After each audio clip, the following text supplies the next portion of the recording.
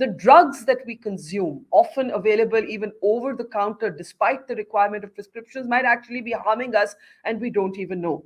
Dinesh, I'll start with you. The book's prologue is actually set against the backdrop of a horrible human tragedy, one that did not get enough attention in the national media. In 2019, children that have died, it is found, because they have consumed a particular cough syrup that had, as it turned out, a toxic chemical in it that should never have been there. Talk a little bit about this particular tragedy as we set the stage for what you argue in your book. Thank you for giving me this opportunity to talk to your audience about this book.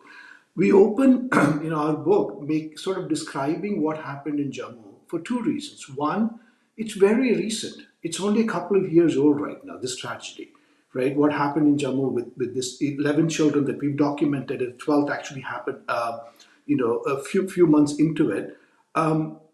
To kind of sort of tell you that this is not history. This is not Ranbaxy, that what happened in 2004 or 2003. This is happening today.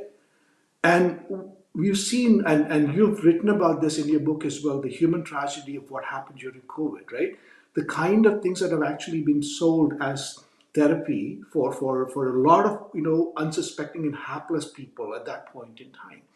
We wanted to use this particular incident to kind of bring attention to the fact that even today, after all that we have gone through, 75 years of us being independent, the quality of our drug supply is not what it is, not what it ought to be.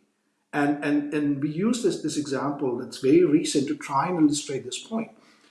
These were children born to very, very poor people. And it's a sad aspect of it is it never actually made big news. Just like what happened, back in 1955, we document this. This is the fifth mass tragedy for drug poisoning in India. Not first, not second, 5 times has this happened. The first time this happened was in Mumbai, where we really did well. We had Justice Lenton actually conducted inquiry and hold people accountable for that. How far we have come from that aspect today. Only two What national troubled media. me more as I read through your book, Dinesh, was the fact that the law is such that criminal prosecution rarely takes place. So this Yes. is, this is literally playing with the lives of people. It quite literally makes a difference between life It and does. death, as we saw in the death of these 12 children. Let's say, Dinesh spoke about the absence of a drug recall law. Let's say a drug, like in the case of the cough syrup that actually claimed the lives of 12 children. What would be the law under which that manufacturer or that particular product would be recalled? There is no law. So Wow. that's the problem. In this particular case, after the 11 children died from Jammu, 8 months later, there was a 2-year-old girl from Himachal Pradesh, from Baddi, where a lot of these medicines are actually manufactured, who died from consuming a cough syrup from the same manufacturer. The only reason it came to light was because all these children ended up getting treated at the same hospital in Chandigarh, that's Pigma. So the doctors over there were aware of these issues. They got the medicines tested. The moment they saw the same manufacturer, they immediately managed to connect the dots and figure it out.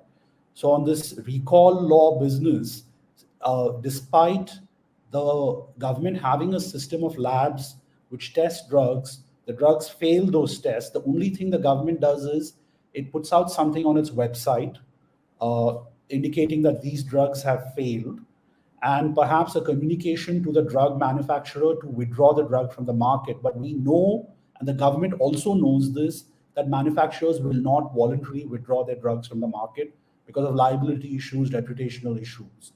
We need a law to start forcing manufacturers to recall the drugs, and that the premise of that law has to be a system of public communication. Patients, pharmacies, they need to be informed that this particular batch has failed. The moment the government starts doing this transparently, and people like you and me start reading about these recall notices in the press every Yeah. day, chances are we will ask for greater reform in this area.